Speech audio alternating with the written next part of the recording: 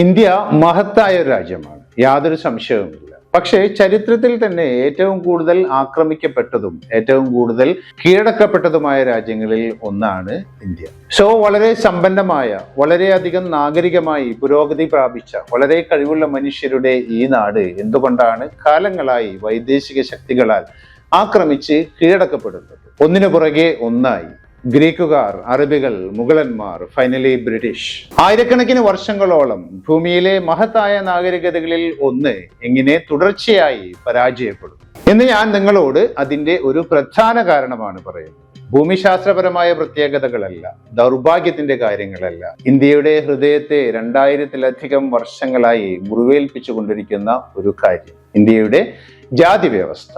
വിദേശികൾക്ക് ഇന്ത്യയെ ആക്രമിച്ച് കീഴടക്കാൻ ഏറ്റവും കൂടുതൽ എളുപ്പമാക്കി കൊടുത്ത ഒരു സംവിധാനം. പഴയ ചരിത്രമല്ല, ഇന്നത്തെ രാഷ്ട്രീയ സ്ഥിതികളിൽ ഏറ്റവും കൂടുതൽ ശക്തമായ ഒരു രാഷ്ട്രീയ ആയുധം കൂടി.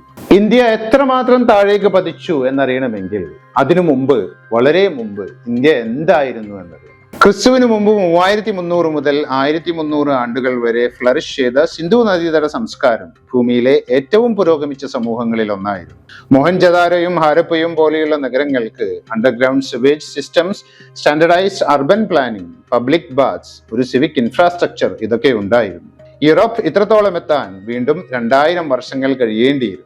ഈ സ്ഥലങ്ങളിൽ പുരാവസ്തു ഗവേഷകർ കണ്ടെത്തിയ ശ്രദ്ധേയമായ ഒരു കാര്യം എക്സ്ട്രീമായ ഒരു സോഷ്യൽ ഹൈറാർക്കിയുടെ അഭാവമായിരുന്നു. സാമൂഹ്യ വേർതിരിവുകളുടെ യാതൊരു തെളിവുകളുമില്ല. ചേരി പ്രദേശങ്ങൾക്ക് മുകളിൽ ഉയർന്നു നിൽക്കുന്ന രാജകൊട്ടാരങ്ങളില്ല. സാധാരണക്കാർ അടയാളമില്ലാതെ പോകുമ്പോൾ രാജാക്കന്മാർക്ക് വലിയ ശവകുടീരങ്ങളില്ല. താരതമ്യേന തുല്യമായ ഭവനങ്ങൾ, താരതമ്യേന തുല്യമായി വിതരണം ചെയ്യപ്പെട്ട സമ്പത്ത്. പിന്നീട് ഇന്ത്യയെ നിർവചിക്കുകയും ആത്യന്തികമായി നശിപ്പിക്കുകയും ചെയ്ത കർക്കശമായ ജാതി വ്യവസ്ഥയുടെ മിക്കവാറും യാതൊരു തെളിവുകളുമില്ല.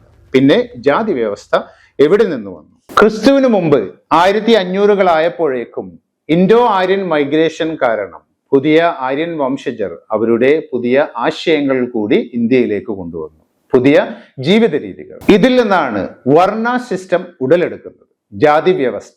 4 വിഭാഗം ആളുകൾ ഉയർന്നു വന്നു. ഏറ്റവും മുകളിൽ പുരോഹിത വർഗം, ബ്രാഹ്മിൻസ്.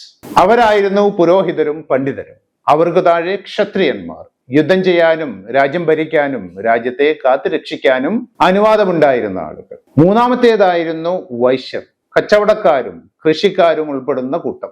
ഏറ്റവും അടിയിലാണ് ശൂദ്രർ, തൊഴിലാളികളും സേവകരുമായ വർഗം. പക്ഷെ തുടക്കത്തിൽ ചില പണ്ഡിതന്മാർ വാദിക്കുന്നതിനനുസരിച്ച് ഇത് തൊഴിലിനെ വേർതിരിക്കാനുള്ള ഒരു സിസ്റ്റമായിരുന്നു.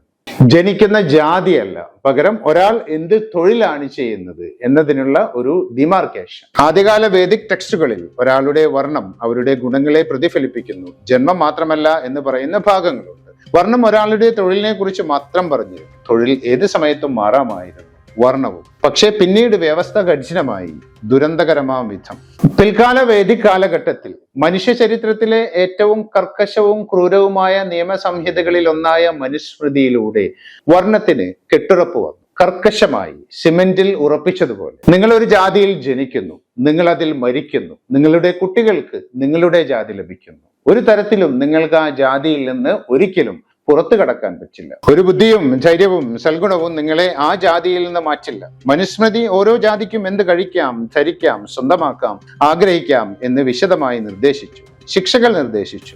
ഒരേ കുറ്റകൃത്യത്തിന് ജാതി അനുസരിച്ച് വ്യത്യസ്ത ശിക്ഷകൾ. ഒരു ശൂദ്രനെ അപമാനിച്ച ബ്രാഹ്മണന് ഒരു ചെറിയ പിഴ അടച്ചാൽ മതി. ഒരു ബ്രാഹ്മണനെ അപമാനിച്ച ശൂദ്രന്റെ നാക്ക് വരെ മുറിക്കപ്പെടാം. പിന്നെ 4 വർണ്ണങ്ങൾക്കും താഴെ 5ാമത്തെ ഒരു വിഭാഗം ഉടലെടുത്തു. വ്യവസ്ഥക്കുള്ളിലെ ഒരു ജാതിയല്ല, മനുഷ്യത്വത്തിനും പുറത്തുള്ള ഒരു വിഭാഗം. ഏറ്റവും മലിനമെന്ന് കണക്കാക്കപ്പെട്ട ജോലി ചെയ്യാൻ നിശ്ചയിക്കപ്പെട്ടവർ. മൃതദേഹങ്ങൾ കൈകാര്യം ചെയ്യൽ, തോൽ നിർമ്മാണം, മാലിന്യം വൃത്തിയാക്കൽ. സ്വാഭാവികമായും ഈ ജോലി ചെയ്യുന്ന ഈ ആളുകൾ അത്രമേൽ അശുദ്ധരാണ് എന്ന് കണക്കാക്കപ്പെട്ടു. അവരുടെ സ്പർശം, നിഴൽ, അവരുടെ കാൽവെക്കൽ ശബ്ദം പോലും ഉയർന്ന ജാതിക്കാരെ മലിനമാക്കും.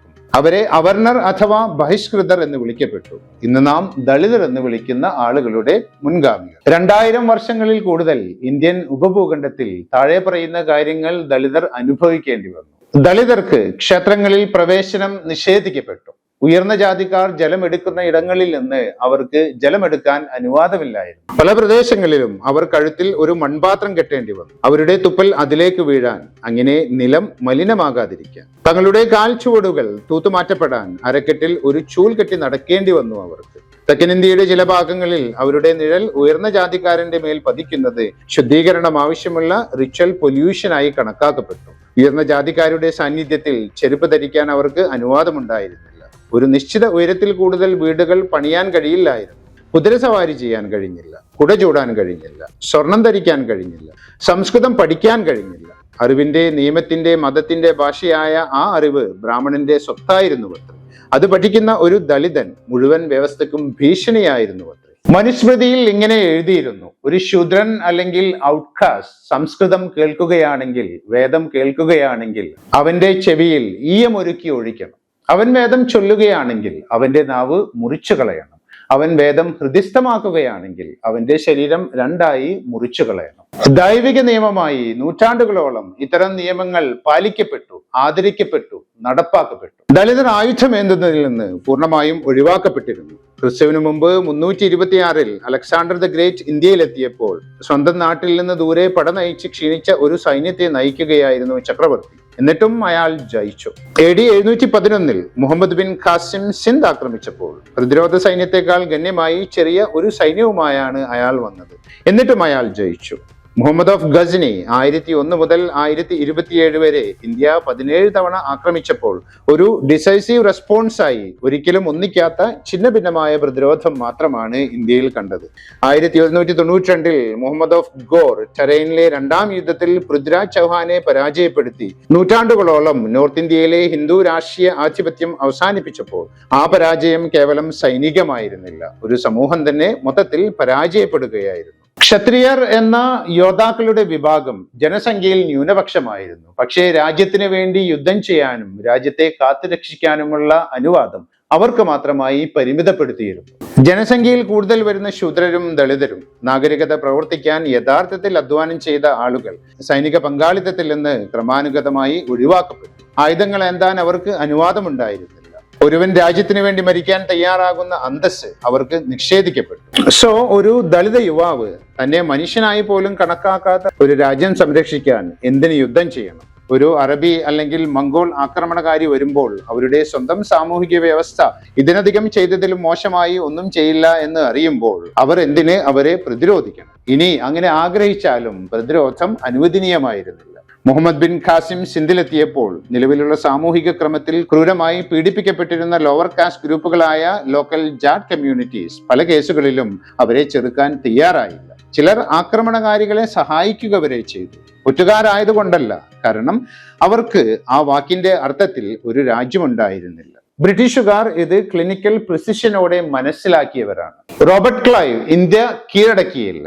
അദ്ദേഹം വളരെ ജീനിയസ് ആയ ബുദ്ധിയോടെ ഇന്ത്യയുടെ ആന്തരിക ഛിദ്രങ്ങളെ മുതലെടുക്കുകയാണ് ചെയ്തത്. 1757 പ്ലാസി യുദ്ധം, ബംഗാളും ആത്യന്തികമായി മുഴുവൻ ഇന്ത്യയും ബ്രിട്ടീഷുകാർക്ക് ഏൽപ്പിച്ചു കൊടുത്ത യുദ്ധം, നവാബ് സൈന്യത്തിന്റെ കമാൻഡർ മിർ ജാഫറിന് കൈക്കൂലി കൊടുത്ത് സൈന്യത്തെ പിൻവലിക്കാൻ പ്രേരിപ്പിച്ചതുകൊണ്ടാണ് ജയിച്ചത്. ബ്രിട്ടീഷുകാർക്ക് ചൂഷണം ചെയ്യാൻ ശരിയായ വിധത്തിൽ ആന്തരിക വിള്ളൽ കണ്ടെത്തിയാൽ മതിയായിരുന്നു. ഇന്ത്യക്കാണെങ്കിൽ തിരഞ്ഞെടുക്കാൻ 1000 ആന്തരിക ചിത്രങ്ങൾ ഉണ്ടായിരുന്നു. ഇന്ത്യയുടെ ഭരണകർത്താക്കളും ദളിത് ലോക്കാസ് ഭൂരിഭാഗവും തമ്മിലുള്ള സോഷ്യൽ കോൺട്രാക്ട് അത്ര പൂർണ്ണമായും നശിപ്പിക്കപ്പെട്ടിരുന്നു. 1873 ജ്യോതിറാവു ഫൂലെ എഴുതി, ജാതി വ്യവസ്ഥ ദൈവികമായ ഒരു സംവിധാനമല്ല, പകരം അത് വളരെ പൊളിറ്റിക്കലായ ഒരു തന്ത്രമാണ്. ബ്രാഹ്മണർക്ക് സമൂഹത്തിന്റെ മേൽ ആധിപത്യം പുലർത്താൻ അവർ കണ്ടുപിടിച്ച തന്ത്രം. അദ്ദേഹം ദളിതർക്കും സ്ത്രീകൾക്കും വേണ്ടി സ്കൂളുകൾ തുറന്നു. സമൂഹം അദ്ദേഹത്തെ ഭ്രഷ്ടനാക്കി. BR അംബേദ്കർ കൊളംബിയ യൂണിവേഴ്സിറ്റിയിലും ലണ്ടൻ സ്കൂൾ ഓഫ് എക്കണോമിക്സിലും ഡോക്ടറേറ്റ് നേടിയ ഒരു ദളിതൻ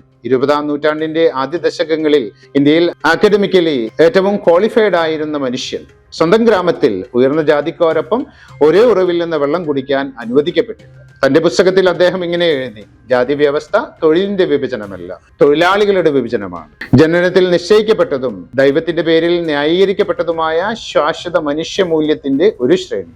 ഈ വ്യവസ്ഥ നിലനിൽക്കുന്നിടത്തോളം ഇന്ത്യ ഒരിക്കലും ശരിക്കും ശക്തമാകില്ല, ശരിക്കും സ്വതന്ത്രരാകില്ല, ശരിക്കും ഐക്യമുള്ളതാകില്ല. ഇന്ത്യയുടെ നാഷണൽ ക്രൈം റെക്കോർഡ്സ് ബ്യൂറോയുടെ കണക്കനുസരിച്ച് ഓരോ 15 മിനിറ്റിലും ഇന്ത്യയിൽ ഒരു ദളിതന് നേരെ എന്തെങ്കിലും കുറ്റകൃത്യങ്ങൾ നടക്കുന്നു. ഇത് റെക്കോർഡ് ചെയ്യപ്പെട്ട കേസുകൾ മാത്രമാണ്. മേൽജാതിക്കാർ ജാതിക്കാരുടെ പീഡനം ഭയന്ന് പുറത്തു പറയാത്ത കഥകൾ കൂടി കൂട്ടുമ്പോൾ ഈ എണ്ണം വളരെയധികം വർദ്ധിച്ചേക്കാം. ദളിത് ഇരകൾ പതിവായി നിശബ്ദരാക്കപ്പെടുന്ന ഉയർന്ന ജാതി ആധിപത്യമുള്ള ഗ്രാമങ്ങളിലെ പോലീസ് സ്റ്റേഷനുകളിൽ ദളിത് പരാതിക്കാരെ തിരിച്ചയക്കുന്ന ഒരു ഉയർന്ന ജാതിക്കാരന്റെ പേരിൽ എഫ്ഐആർ ഫയൽ ചെയ്യുന്നത് കൊണ്ട് മുഴുവൻ കുടുംബത്തെ ഗ്രാമത്തിൽ നിന്ന് ആട്ടിപ്പുറത്താക്കുന്ന അത്തരം ഒരു രാജ്യത്ത് എണ്ണം ഇനിയും വർദ്ധിച്ചേക്കാം. മാനുവൽ സ്കാവെഞ്ചിങ് പ്രാക്ടീസ്, ഡ്രൈ ലാട്രിനുകളിൽ നിന്നും ശൂറുകളിൽ നിന്നും സെപ്റ്റിക് ടാങ്കുകളിൽ നിന്നും കൈകൊണ്ട് മനുഷ്യമലം വൃത്തിയാക്കുന്ന പരിപാടി 1993 ഇന്ത്യയിൽ നിയമവിരുദ്ധമാക്കിയതാണ്. പിന്നെ 2013 ശക്തമായ വ്യവസ്ഥകളോടൊപ്പം വീണ്ടും നിയമവിരുദ്ധമാക്കി. 2023 ആയിട്ടും സർക്കാരിന്റെ സ്വന്തം സഫാരി കർമ്മചാരി ആന്തോളൻ എസ്റ്റിമേറ്റ് പ്രകാരം 40,000-ലധികം പേർ ഇനിയും ഇത് ചെയ്യുന്നുണ്ട്. മിക്കവാറും എല്ലാവരും ദളിതർ. 2017 മുതൽ 2023 വരെ 300-ലധികം പേർ സുവേഷ് വൃത്തിയാക്കുന്നതിനിടെ മരിച്ചു.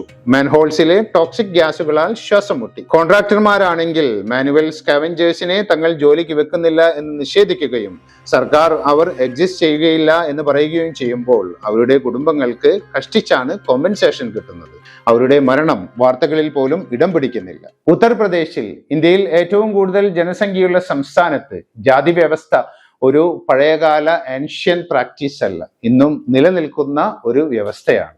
2 സെപ്പറേറ്റ് ടാപ്പുകളുള്ള ഗ്രാമങ്ങളുണ്ട്. ഒന്ന് ഉയർന്ന ജാതിക്കാർക്ക്, ഒന്ന് ദളിതർക്ക്. ദളിതർക്ക് ഉയർന്ന ജാതിക്കാരുടെ ടാപ്പുകളിൽ നിന്ന് വെള്ളമെടുക്കാൻ അനുമതിയില്ല. സ്കൂളുകളിൽ ദളിത് കുട്ടികൾക്കും ഉയർന്ന ജാതിക്കാർ കുട്ടികൾക്കും പ്രത്യേക ഇരിപ്പ് സംവിധാനങ്ങൾ. ദളിത് കുട്ടികൾ നിലത്ത്, ഉയർന്ന ജാതിക്കാർ കുട്ടികൾ ബെഞ്ചുകളിൽ. ദളിത് കുട്ടികൾ സ്കൂൾ ടോയ്ലറ്റുകൾ വൃത്തിയാക്കാൻ നിർബന്ധിക്കപ്പെടുന്നു. വേറിട്ട് ഭക്ഷണം കഴിക്കണം, പലപ്പോഴും പുറത്ത്. ഇത് ഗവൺമെന്റ് സ്കൂളുകളിൽ നടക്കുന്നതാണ്. നികുതി അടക്കുന്നവരുടെ പണം കൊണ്ടുണ്ടാക്കിയ ഗവൺമെന്റ് സ്കൂളുകളിൽ. 2024 രാജസ്ഥാനിൽ നാഷണൽ ദളിത് മൂവ്മെന്റ് ഫോർ ജസ്റ്റിസിന്റെ സർവേ കണ്ടെത്തിയത് 60%-ലധികം ഗ്രാമങ്ങളിൽ ദളിതർക്ക് ഇനിയും പ്രധാന ക്ഷേത്രങ്ങളിൽ പ്രവേശനം അനുവദിക്കപ്പെടുന്നില്ല എന്നതാണ്. 40%-ലധികം ഗ്രാമങ്ങളിൽ ഉയർന്ന ജാതിക്കാരുടെ വീടുകൾ കടന്നു പോകുമ്പോൾ ദളിതർ സൈക്കിളുകളിൽ നിന്നും മോട്ടോർ സൈക്കിളുകളിൽ നിന്നും ഇറങ്ങേണ്ടതുണ്ട്. ധാരാളം ഗ്രാമങ്ങളിൽ ദളിത് വിവാഹ ഘോഷയാത്രകൾ ഗ്രാമത്തിലെ പ്രധാന തെരുവുകളിലൂടെ കടന്നു പോകാൻ ഇനിയും അനുവദിക്കപ്പെടുന്നില്ല. കാരണം ആ തെരുവ് ഉയർന്ന ജാതിക്കാർക്ക് സ്വന്തമാണ്. ബംഗാളിൽ ദളിത് സ്ത്രീകൾ ജാതിയുടെ പേരിലുള്ള ശിക്ഷയുടെ ഉപകരണങ്ങളാണ്. ഒരു ദളിത് കുടുംബം അടിമവേല ചെയ്യാൻ വിസമ്മതിക്കുമ്പോൾ, കുട്ടികൾക്ക് വിദ്യാഭ്യാസം നൽകുമ്പോൾ, ഒരു ഭൂമി തർക്കത്തിൽ ഏർപ്പെടുമ്പോൾ ഉയർന്ന ജാതിക്കാരുടെ പ്രധാന ആയുധമാണ്, പ്രധാന ശിക്ഷയാണ് ദളിത് സ്ത്രീകളെ ബലാത്കാരം ചെയ്യൽ. ഇത് സിസ്റ്റമാറ്റിക് ആണ്. ശിക്ഷകൾ അപൂർവവും. കാരണം പോലീസ്, ലോക്കൽ അഡ്മിനിസ്ട്രേഷൻ, പലപ്പോഴും ജുഡീഷ്യറി, ഇതെല്ലാം ഈ വ്യവസ്ഥയിൽ നിന്ന് ബെനിഫിറ്റ് ചെയ്യുന്ന ഒരേ ഉയർന്ന ജാതിക്കാരാലാണ് ഡോമിനേറ്റ് ചെയ്യപ്പെടുന്നത്. തമിഴ്നാട്ടിൽ 2019 പി രാംകുമാർ എന്ന ഒരു ദളിത് മനുഷ്യൻ മീശ വെച്ചതിന് കൊല്ലപ്പെട്ടു. അദ്ദേഹത്തിന്റെ ഗ്രാമത്തിലെ ഉയർന്ന ജാതി പുരുഷന്മാർ ഒരു ദളിതൻ മീശ ധരിക്കുന്നത് അഹങ്കാരത്തിന്റെ പ്രദർശനമാണ് എന്ന് കണക്കാക്കി. അതിനാൽ അവർ അദ്ദേഹത്തെ കൊന്നു, ഒരു മീശയുടെ കാരണം. ഇതാണ് ഇന്ത്യയുടെ ജാതി വ്യവസ്ഥ. കാലങ്ങളായി ഇന്ത്യക്ക് വളരെ വലിയ വില കൊടുക്കേണ്ടി വന്ന ഒരു വ്യവസ്ഥ. ഈ 2026 ഇന്ത്യ വലിയ വില കൊടുക്കേണ്ടി വരുന്ന അവസ്ഥ. എപ്പോഴാണ് ഈ വ്യവസ്ഥ മാറുക?